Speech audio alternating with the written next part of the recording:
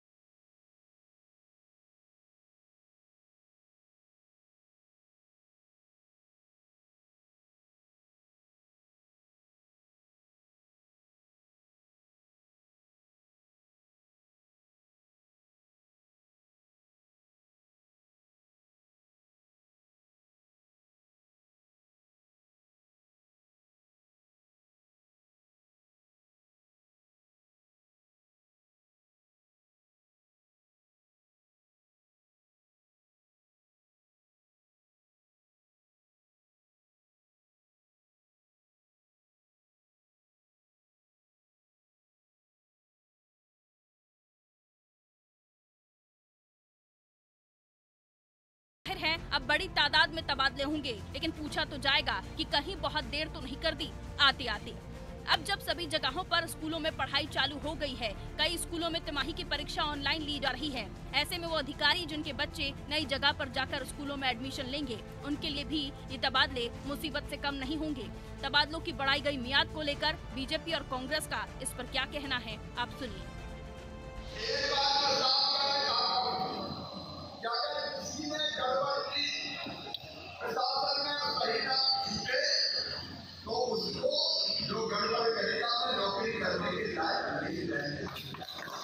भाजपा और भ्रष्टाचार एक सिक्के के दो पहलू जैसे हैं। भारतीय जनता पार्टी सरकार में तबादला उद्योग चलाया जा रहा है। तबादला उद्योग को और ज़्यादा गति देने के लिए निरंतर समय सीमा बढ़ाई जा रही है। पहले 31 जुलाई तक तबादलों की समय सीमा थी, जिसको 15 दिन बढ़ाए गए और अब 31 अगस्त कर दिया गया। किस तरह से मंत्रियों, विधायकों के स्टाफ और अन्य लोगों के द्वारा फर्जी नोट सीटों के मामले सामने आए, वो किसी से छुपा नहीं है। भारतीय जनता पार्टी सरकार पूरी तरह भ्रष्टाचार में लिप्त है और केवल अत्यधिक भ्रष्टाचार करने के लिए तबादला की समय सीमा बढ़ाई गई है। बीजेपी, कांग्रेस, सत्ता में जो भी पार्टी होती है, कितनी ही ईमानदारी से तबादले कर ले, आरोप तबादलों को लेकर लगते रहे हैं। लेकिन शिवराज सरकार पर ये आरोप इसलिए भी लगाए जा रहे हैं क्योंकि तबादलों की तारीखों के जारी होने के बाद प्रभारी मंत्रियों की सूची जारी हुई और अब तबादलों को लेकर हो रही लेट लतीफी भी सवालों के घेरे में है। ऐसे में शिवराज की समझाइश के साथ आत्मनिर्भर भारत को ध्यान में रखते हुए कितनी ईमानदारी से होंगे तबादले, ये एक बड़ा सवाल है। ब्यूरो रिपोर्ट, अनादि टीवी।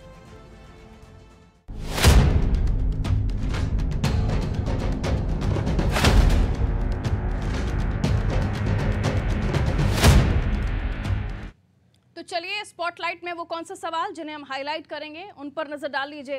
कितनी ईमानदारी से तबादले होने वाले हैं, क्योंकि सवाल ये लगाया गया है, आरोप ये लगाया गया है कि तबादला होगा और भ्रष्टाचार होगा। क्या 31 तारीख तक ये तमाम तबादले हो जाएंगे जैसे कि जो डेडलाइन अभी तक दी जा रही है, या फिर तबादलों की तारीख एक बार फिर बढ़ेगी, फिर कांग्रेस आरोप लगाएगी और फिर हमें चर्चा करनी पड़ेगी? आत्मनिर्भर मध्य प्रदेश के लिए किन अधिकारियों को प्राथमिकता मिलेगी, क्योंकि मुख्यमंत्री चाहते हैं कि आत्मनिर्भर मध्य प्रदेश की राह पर हम आगे बढ़े। तबादलों में लेट लतीफी कैसे मिलेगा स्कूल कॉलेज में एडमिशन? तो तबादलों में जो लेट लतीफी आप कर रहे हैं उसके बाद जिन अधिकारियों को भेज दीजिएगा दूसरी जगहों पर, उनके बच्चों को एडमिशन कहाँ मिलेगा, उनके बच्चों को कॉलेज में कहाँ एडमिशन मिलेगा? ये भी तो तमाम चीजें हैं जिसे ध्यान में रखना होगा। चलिए हमारे साथ जो मेहमान जुड़े हुए हैं उनसे आपका परिचय करा देती हूँ। कांग्रेस से हमारे साथ के मिश्रा जी फोन लाइन पर जुड़े हुए हैं। बहुत बहुत स्वागत करती हूँ के मिश्रा जी आपका अनादि टीवी पर। संजय उइके जी हमारे साथ माफ कीजिए, हमारे साथ अजय बोकिल जी जुड़े हुए हैं, वरिष्ठ पत्रकार हैं आप, राजनीतिक विश्लेषक है। बहुत स्वागत करती हूँ बोकिल साहब आपका। और शंकर लाल तिवारी जी पूर्व विधायक हैं, बीजेपी से हमारे साथ जुड़े हुए हैं। तिवारी जी आपका भी बहुत बहुत स्वागत करती हूँ। के मिश्रा जी, ये जो डेट बढ़ी है दोबारा, इसके लिए कहा गया कि जो बाढ़ प्रभावित क्षेत्र हैं वहां पर अधिकारी लगे हुए थे, तो हमने उस वक्त स्टॉप लगा दिया कि फिलहाल तबादलों को स्टॉप लगाइए, जब समय ठीक आएगा उस वक्त तबादले किए जाएंगे। लेकिन इसको लेकर जो हमने अजय सिंह जी की बाइट सुनी है, कांग्रेस से आपकी पार्टी का विपक्ष रख रहे थे, वो कह रहे हैं कि सिर्फ भ्रष्टाचार करने के लिए तारीखें बढ़ाई जा रही हैं। देखिएगा, ट्रांसफर हो पर आपत्ति नहीं है, मगर आपने ये भी देखा है और मीडिया ने दिखाया है जी कि ट्रांसफर उद्योग से जुड़े हुए कौन कौन से माफियाओं को भी क्राइम ब्रांच ने पकड़ा है, जो नकली लेटर पैड पर मंत्रियों के हस्ताक्षर करके ट्रांसफर करवाने की सिफारिश करते थे, जिसमें सांसद, मंत्री, विधायक सभी शामिल हैं, जिनके लेटर पैडों का दुरुपयोग किया गया। और उसमें जो महत्वपूर्ण पहलू समझ में आया है, जो दिखाई दिया है, वो यह है कि जो आरोपी पकड़ाए गए हैं वो पूर्व मंत्री, सांसद, विधायक और मौजूदा मंत्रियों के ही पर्सनल स्टाफ के निकले।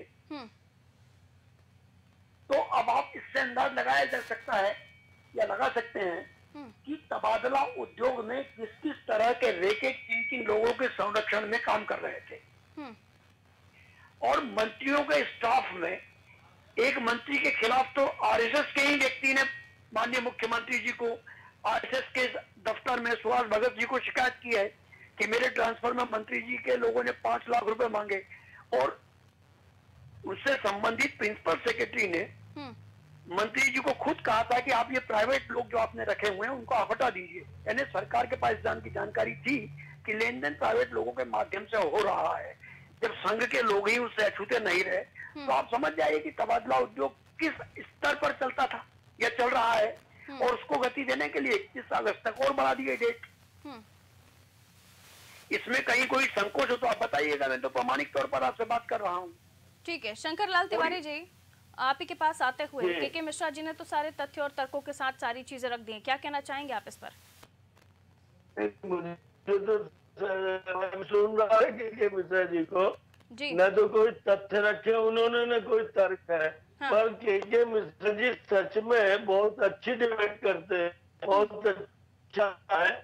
और अब उनकी मजबूरी है कि कांग्रेस के पक्ष से उन्हें कुछ बोलना है। आज उन्होंने जो ये तबादला उद्योग शब्द आपन का ये एक तकिया कलाम बन गया, चाहे जो सरकार रहे, ये जब तबादले होंगे तो अखबारों में, मीडिया में, चर्चा में ये शब्द आता। मैं याद दिलाना चाहता हूँ के मिश्रा जी को कि ये तबादला उद्योग जो तकिया कलाम पॉपुलर हुआ ये कांग्रेस के जमाने में हुआ, जो आज से 25-30 साल पहले, 40 साल पहले ये शब्द इजाद हुआ।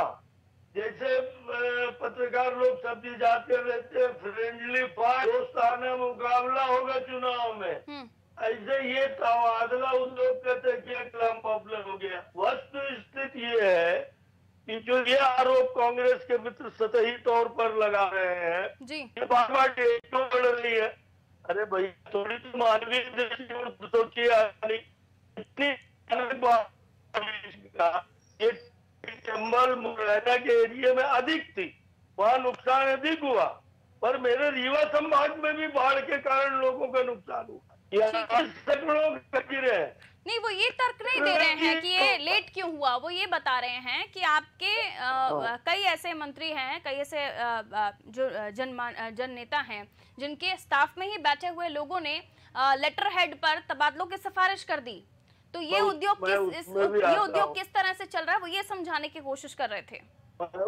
उसमें भी आता हूँ, पर उन्होंने, आपने भी कहा है डिबेट के विषय में कि ये बार बार डेट क्यों, इसलिए मैं विनती पूर्वक, आग्रह पूर्वक कह रहा हूँ, इसलिए कि मिश्रा जी जैसे नेता बैठे हैं, ये बाढ़ की विभीषिका के कारण सरकार ने खुद कहा है, मुख्यमंत्री जी ने खुद कहा है कि ऐसी स्थिति में जब बाढ़ की विभीषिका है, कब कितना पानी और बरस जाए, रोज मौसम विभाग का बुलेटिन आ रहा है कि अगले 3 दिन इन जिलों में अलर्ट रहेगा, अगले 5 दिन इन जिलों में अलर्ट, और इस स्थिति में तमाम कर्मचारी भी प्रभावित हुए थे, क्योंकि जहां आप जनता रहती है वहां कर्मचारी, ठीक है, लेकिन अब जो नई तारीखें आएंगी इनमें, इसलिए ये डेट बढ़ाई गई। अब मैं आ रहा हूँ, जो ये कह रहे हैं कि लेटर पैड और ये, तो ये इतनी बचकानी सी बात है, अपन को बहस करना, अपन करें किसी बात पे, पर ये कोई पहली बार लेटर पैड का दुरुपयोग आदरणीय मिश्रा जी नहीं है, आप तो बड़े पुराने नेता है।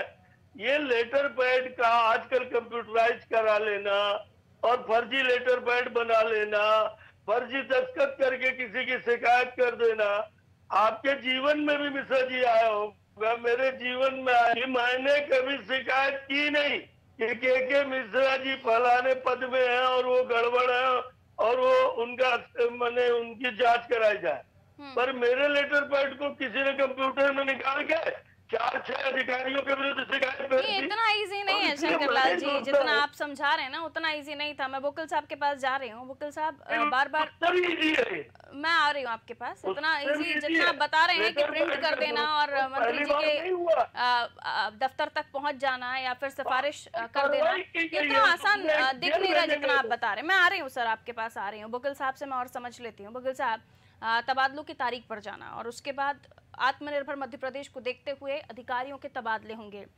कल सीएम साहब ने यह भी कह दिया है कि जिस अधिकारी कर्मचारी का काम ठीक नहीं होगा उसे भी वहां से हटाया जाएगा, यानी जाहिर सी बात है उसका भी तबादला होगा। इन तमाम चीज़ों को आप कैसे देखते हैं? क्या वाकई डेट बढ़ रही है, भ्रष्टाचार होगा, या क्योंकि बाढ़ से प्रभावित क्षेत्र थे और ये डेट 3rd टाइम बढ़ रही है, और बाढ़ से प्रभावित अगर क्षेत्र थे तो प्राथमिकता उनको देखना थी। पूरे सिनेरियो को आप कैसे देख रहे हैं वकील साहब? देखिए, इसमें क्या है कि जहाँ तक तबादले की तारीख बढ़ने की बात है जी, तो तबादले की तारीख कोई चुनाव की तारीख नहीं है कि वो एक बार डिक्लेयर हो गई तो उसके बाद उसमें कोई परिवर्तन नहीं हो सकता है, बहुत विशेष परिस्थिति में परिवर्तन होगा। ये प्रशासनिक सुविधा के हिसाब से, सरकार की अपनी नीति के हिसाब से, और जो तरह तरह के दबाव काम करते हैं सरकार के भीतर भी और बाहर भी, उसके हिसाब से तय होता है। तो इसलिए ये मान लेना कि 31 तारीख दे दी गई है तो वो डेडलाइन है लास्ट, तो ऐसा हो नहीं सकता, पहली बात। दूसरी बात, जो तबादला उद्योग की जो बात हुई है पहले, तो तबादला उद्योग तो इस प्रदेश में, ये जैसा कि शंकरलाल जी ने कहा कि वो पहले इजाद शब्द हुआ, तो अर्जुन सिंह जी के जमाने से हम सुनते आ रहे हैं इस तरह का। आखिर तबादला एक तबादला जो है असल में प्रशासनिक प्रक्रिया है, ये उद्योग इसको नहीं होना चाहिए, लेकिन फिर भी अगर ये उद्योग बना है या इसको उद्योग नाम दे दिया गया है तो इसके पीछे वजह क्या, इसको भी हमको देखना पड़ेगा। असल में इसके पहले तबादले होते थे, मूलतः प्रशासनिक आधार पर होते थे, कहाँ किसी को भेजना जरूरी है, प्रशासनिक आवश्यकताओं के हिसाब से। दूसरी बात, लोगों की व्यक्तिगत सुविधा के हिसाब से भी, काम करने की सुविधा के हिसाब से तबादले होते थे। लेकिन बाद में जो थोकबंद तबादले शुरू हुए, उसके कारण राजनीतिक भी रहे हैं, उसके कारण व्यक्तिगत लोगों की समस्या का समाधान की दृष्टि से भी रहा है, और दूसरे राजनीतिक प्रतिशोध के आधार पर भी तबादले होते हैं। तो तबादला कोई एक कारण से नहीं होता, उसके अलग अलग कारण है। अभी जो बात उठ रही है, तो ये जैसे पिछली बार आपने कहा कि कमलनाथ जी के जमाने में भाजपा ये आरोप कमलनाथ सरकार से लगा रही थी, या उसके पहले और दूसरी सरकारें थी, तो ये जो प्रतिपक्ष का जो आरोप है तबादला उद्योग को लेकर के, और जो सत्तापक्ष के तर्क होते हैं बचाव के, वो लगभग एक ही जैसे होते हैं, पार्टी चाहे ये रहे चाहे वो रहे। कई ऐसे उदाहरण, मतलब अभी जैसे ये बात आई सामने कि भाई कई, जैसे मिश्रा जी ने कहा कि कई फर्जी लेटर हेड पर सिफारिश जा रही है। जाहिर है कि ये वो कौन लोग हैं जो ऐसा कर रहे हैं। कुछ मामलों में ये भी सामने आया कि सांसदों और विधायकों ने कह दिया, मंत्री भाई ऐसा मत करो, तो भी वो कर रहे हैं, लेकिन उनके खिलाफ कोई कार्रवाई हो रही है ये हमें दिख नहीं रहा है। तो इसका मतलब ये है कि कहीं ना कहीं कोई लिंक है जो उनको इस तरह प्रमोट कर रही है या उनको बचा रही है। ऐसा नहीं ऑफिशियली जो लेटर जा रहा है मंत्री की तरफ से, विधायक की तरफ से, सांसद की तरफ से, वो तो ठीक है, लेकिन अगर उनके आदमी ही अपने स्तर पर ये काम कर रहे हैं और मना करने के बाद भी कर रहे हैं, तो ये तो वाकई बड़ी चिंता की बात है, क्योंकि ये बहुत बड़ा फर्जीवाड़ा हो रहा है। हम ये नहीं कह सकते कि इसके पैसे का लेन देन हुआ या नहीं हुआ, क्योंकि हमारे पास इसका प्रमाण नहीं है, लेकिन एक शक जरूर पैदा होता है कि आखिर ये व्यवस्था चल कैसे रही। दूसरी बात, आपने आत्मनिर्भरता की कही। अधिकारियों को एक निश्चित समय तक काम करने देना सरकार की जिम्मेदारी है, क्योंकि तभी वो रिजल्ट दे पाएंगे। आपने अगर 3 महीने 6 महीने में हटाना शुरू कर दिया तो वो राजनीतिक प्रतिशोध माना जाएगा या फिर उसकी योग्यता पर प्रश्न माना जाएगा। तो ऐसा नहीं होना चाहिए। लेकिन अभी कुछ कारण जैसे कि शंकर लाल जी ने कहे, वो कहीं कहीं सही हो सकते हैं। कुछ इलाकों में प्रदेश में बाढ़ आई हुई, ये बात सही है, तो उस कारण से अगर तबादले रोके गए हैं तो वो एक अलग बात है। लेकिन थोकबंद तबादलों की जो बात है वो मोटे तौर पर 3 कारणों से होते हैं। पहला तो प्रशासनिक कारण से होता है, जो सरकार तो चाहती है कि किसी अधिकारी को वहां नियुक्त किया जाए ताकि वो रिजल्ट दे सके। इसमें ये उद्योग का हिस्सा नहीं है, ये प्रशासनिक व्यवस्था का हिस्सा है। दूसरे, उद्योग के श्रेणी में वो आते हैं जो लोग अपने इच्छा से करते हैं या जिनके जबरन कराए जा रहे हैं, तो इस पर रोक लगनी चाहिए। प्रशासनिक व्यवस्था तो चलेगी चाहे सरकार किसी की हो, तबादले तो होंगे, क्योंकि किसी अधिकारी को, कर्मचारी को हटाना है, बेदरों बैठाना है। सरकारी कर्मचारी तो कहीं भी काम करना उसका काम है और सरकार उसकी नियुक्ति अपने ढंग से करेगी, सरकार नियुक्ता है। लेकिन अगर ये पैसे को लेन देन करके हो रहे हैं और ये शक पैदा हो रहा है और शक गहरा रहा है, तो ये बहुत गंभीर बात है। बिल्कुल। शंकरलाल तिवारी जी, ये आपके पास ही सवाल आता है कि अगर ऐसी बातें निकलकर सामने आई थी तो आखिर उन लोगों की जांच क्यों नहीं हुई कि किन्होंने ये लेटर भेजे और उन पर कोई कार्रवाई क्यों नहीं हुई। दूसरी बात ये है कि थोकबंद तबादले होना, यानी इस पर भी नजर रहेगी कि क्या मर्जी से हो रहे हैं, उनकी मनमर्जी चल रही है या किसी को जबरदस्ती उनका तबादला किया जा रहा है, और ऐसा ना हो कि फिर 2-3 महीने में वापस भी बुलाना पड़ जाए। शंकरलाल जी, मुदगल जी ने बहुत अच्छी बातें की है, उनका अपना जीवन का अनुभव है और उन्होंने सारी बातें कह दी है। मैं आपकी जानकारी में ऑडियो डिस्टर्ब हो रहा है, आप फोन लाइन का ऑडियो उठा दीजिए, या तो बहुत डिस्टरबेंस है आपकी वॉइस में। फोन लाइन का ऑडियो उठा दीजिए या तो। जी जी कहिए शंकरलाल तिवारी जी। ये कह रहा था कि जो आपने बात कही जांच की, जांच ही नहीं, अगर आपके चैनल ने भी दिखाया है, उसमें FIR हुई है। FIR होने के बाद एक आधे 2 व्यक्ति अभी तक गिरफ्तार करके जेल भेजे जा चुके हैं, ये अखबारों में छपा है। और इस नाते ये कहना पूरे इतने बड़े कर्मचारियों के अमले के हस्तांतरण के समय कि इस पर ये जो फर्जी लेटर पैड का उपयोग करके काम हुआ, ये मैंने पहले भी निवेदन किया कि ये कोई नई घटना नहीं है। इस तरह के लेटर पैड तैयार करके और इस तरह के जालसाजी के छुटभइये काम पहले भी कई बार सामने आए हैं और उसमें कार्रवाई हुई है। आज भी हालत ये है कि लोग जेल भेजे गए हैं। अब रही बात कांग्रेस के मित्र की, कांग्रेस के मित्र आज पता नहीं कैसे चूक गए, जल्दीबाजी में जवाब दे दिए मेरे मिश्रा जी। मिश्रा जी ने कहा कि RSS के लोग भी और परेशान, उन्होंने कुछ कहा और फिर उन्होंने कह दिया कि वो सुहास भगत के पास गए RSS कार्यालय में। मैं इसको ठीक कर देता हूँ, सुहास भगत जी RSS कार्यालय में नहीं बैठते, सुहास भगत जी BJP कार्यालय में बैठते हैं। और इसलिए ये कहना है कि RSS कार्यालय में लोग शिकायत लेके गए और किसी के साथ अगर कमी होगी, कोई बात होगी तो जा सकता है, अपने संपर्क के आधार पर कहीं भी बात कर सकता है। और RSS का ट्रांसफर नहीं, शंकरलाल तिवारी, टाइमिंग्स को लेकर भी सवाल है ना सर कि अब आप इतनी लेट लतीफी कर चुके हैं, अब आपको आगे इलेक्शंस को भी ध्यान में रखकर ये तमाम चीजें करनी पड़ेंगी। मुदगल जी ने आपको बताया, मैं भी बता रहा हूँ अपने अनुभव के आधार पे। आप पुरानी वर्षों की देख लीजिए, पहली बार तिथि नहीं, उससे जब प्रभाव होगा, प्रभावित होंगे बच्चों की एजुकेशन, प्रभावित होगी। अगर बच्चे हैं अधिकारियों के साथ, उन्हें एडमिशन में दिक्कत आएगी। ये भी तो चीजें है ना। एडमिशन सब जगह हो रहे हैं और ये भी तर्क बहुत उपयुक्त नहीं है कि एडमिशन कैसे होंगे। मैं क्षमा पूर्वक आपसे कह रहा हूँ, पहले अब तक जो तबादले हुए थे उसका जो टाइमिंग्स होती थी वो इसी तरह से डिसाइड की जाती थी कि आने वाले समय में अगर कोई अधिकारी दूसरी जगह पर जाता है तो उनके परिवार में बच्चों में किसी तरह की कोई एजुकेशन को लेकर भी दिक्कत ना हो। बहुत सच बात आपने कही है। आज से 15, 20, 25 साल पहले बरसात में तबादले होते ही नहीं। एक नीति थी कि इस नीति को भी बदला है ना आप लोगों ने। पर परिस्थितियां इस ढंग की थी, कोरोना का काल था। कोरोना के काल के कारण तमाम गतिविधियां रुकी, और कोरोना के काल के बाद जैसा आदरणीय मुद्गल जी ने कहा कि प्रशासनिक सेटअप के लिए और कई बार काम को गति देने के लिए, और फिर शासन के भी निर्देश है कि 3 वर्ष से अधिक प्रशासनिक नियुक्तियां ही हैं या शिवराज जी की सेना है जो चुनावी लिहाज से आप लोगों ने बिठाना शुरू कर दी है? देखिए, अगर किसी को छीछड़े पर ही नजर डालनी है तो डालता रहे। अगर कोई ऐसे प्रमाण है तो लाए और बताए, उनके ऊपर कार्रवाई होगी। पर मैंने आपको बताया कि जनरल सिर्फ ये कह देना 50,000 ट्रांसफर 15 महीने में कमलनाथ जी ने किए। 50,000, आप इसके आंकड़े निकलवा लीजिए। ठीक है, अभी आपको गिनना शुरू कर देना चाहिए के मिश्रा जी, क्योंकि आंकड़ों के हिसाब से अभी 50,000 नहीं किए। मिश्रा जी क्या कहेंगे? पहले तो मैं शंकरलाल तिवारी साहब का बड़ा सम्मान करता हूँ, उनको धन्यवाद देना चाहूंगा। उन्होंने कहा तबादला उद्योग एक कॉमन शब्द बन चुका है, तकिया कलाम बन चुका है। हाँ। और आरोप लगाते रहते हैं विपक्ष के लोग, सत्ता पक्ष के लोग। हाँ जी। यानी जो उन्होंने कहा कि 50,000 ट्रांसफर कमलनाथ जी की सरकार में हुए थे, उनको उन्होंने क्लीन चिट दे दिए कि वो ईमानदारी पूर्वक हुए थे, नंबर 1। नंबर 2, माननीय तिवारी साहब, मुझे तिवारी साहब मेरी बात हो जाती दीजिएगा। तिवारी साहब कृपा पूर्वक ये बता दे कि मंत्रियों के पास जब सरकारी अमला होता है, पर्याप्त स्टाफ होता है, पीएस से लेके चपरासी तक, तो आपकी सरकार में मंत्रियों को पर्सनल स्टाफ रखने की जरूरत क्या हो रही है? जो निजी व्यक्ति होते हैं उनको रखने की जरूरत क्यों हो रही है? नंबर 2। नंबर 3, आपने कहा सुहास भगत जी आरएसएस के मुख्यालय में नहीं बैठते। मैं आपको फिर दुरुस्त कर दूं, रिकॉर्ड हुई ये डिबेट।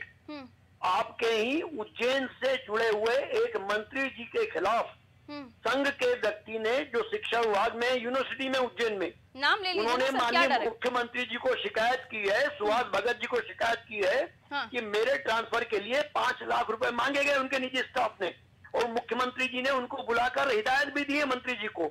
मैं ये कह रहा हूँ आपसे, और आप कहेंगे तो नाम सहित भी मैं कह दूंगा, मगर चैनल पर नाम लेना नहीं चाहता हूं। नाम ले लीजिए, तो आप बात सवाल लेने में आसानी होगी। मैं जो बात कह रहा हूँ, मैं जो बात कह रहा हूँ हम देखो कह रहा हूँ।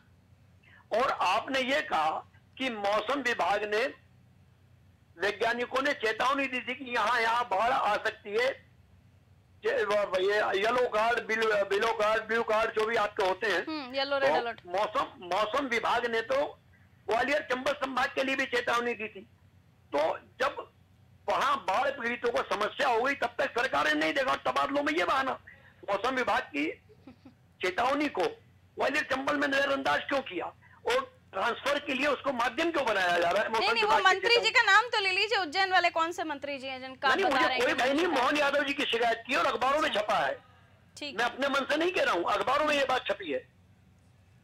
ठीक है, तो ये मोहन यादव जी 3 बार बोल सकता हूँ मैं, मोहन यादव जी, मोहन यादव जी, मोहन यादव जी सुहास भगत जी के पास गए थे कि 5 लाख रुपए मुख्यमंत्री जी को भी शिकायत की लिखित में संघ के व्यक्ति ने, और प्रिंसिपल सेक्रेटरी जो एजुकेशन है उनने मोहन यादव जी को कहा था कि आप अपने पर्सनल स्टाफ हटा दीजिए, बहुत शिकायत आ रही है।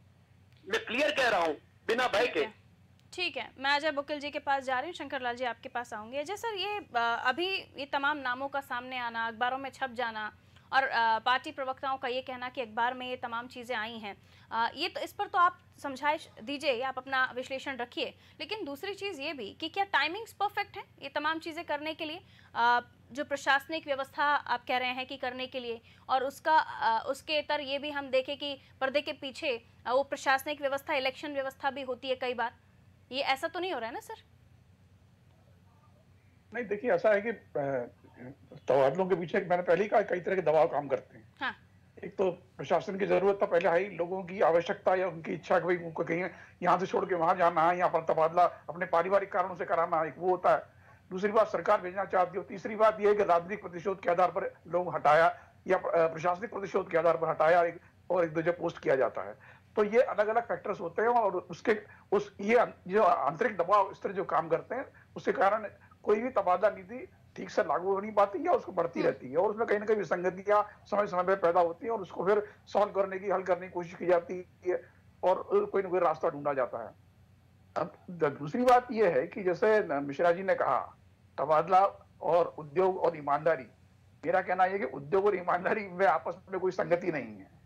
और जब जो उद्योग है तो फिर वो ईमानदार कैसे हो सकता है बुरी तरह से, और अगर वो ईमानदार है तो फिर उद्योग कैसे हो सकता है। बिल्कुल। तो इसको लेकर के हमें सोचना चाहिए। और जहां तक तबादले करने के माध्यम से पैसा कमाना या इस तरह के एक धंधे के तौर पे उसको इस्तेमाल करना, उसके अलग अलग तरीके हैं, इसके तो बहुत समय लगेगा। कई उदाहरण मैं आपको दे सकता हूँ।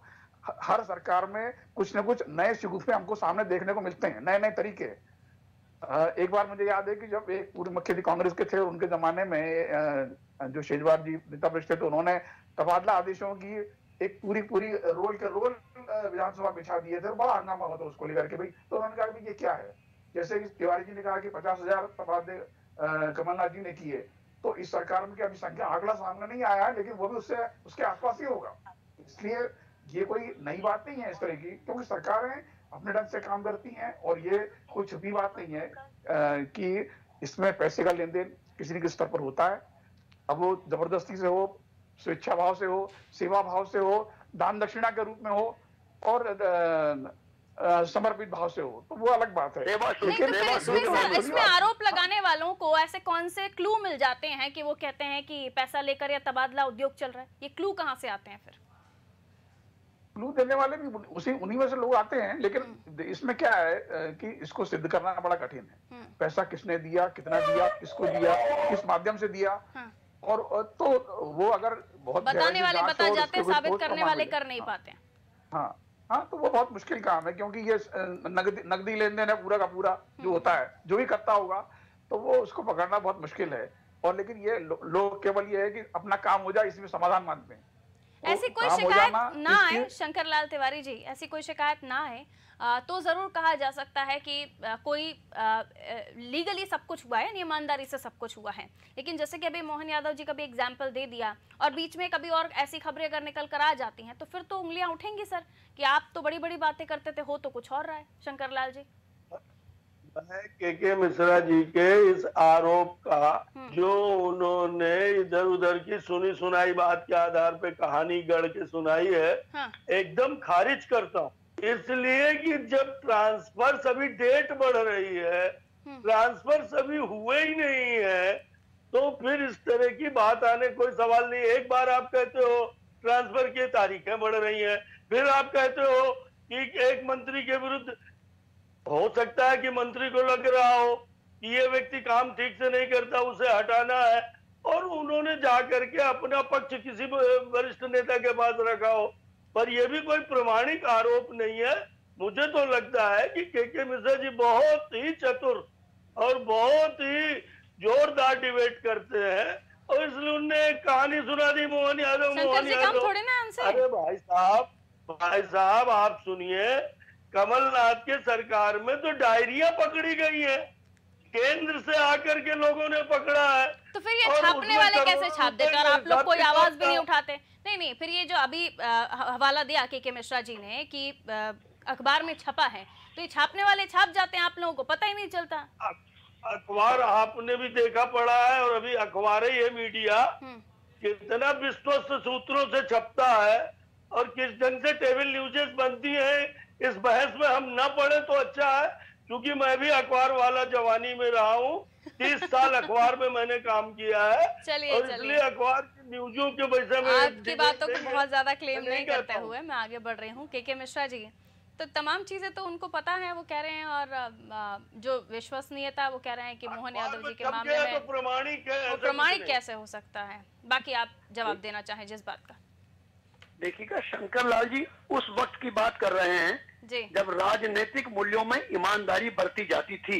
ये उस पीढ़ी के नेता हैं, और आज राजनीति किस धरातल पर हो रही है उसका भी एहसास माननीय शंकर लाल तिवारी जी को भी है, आपको भी है, मुझे भी है, कि किस किस तरह के कैसे कैसे लोग राजनीति को या राजनीति में आकर समाज और राजनीति दोनों को गंदा कर रहे हैं।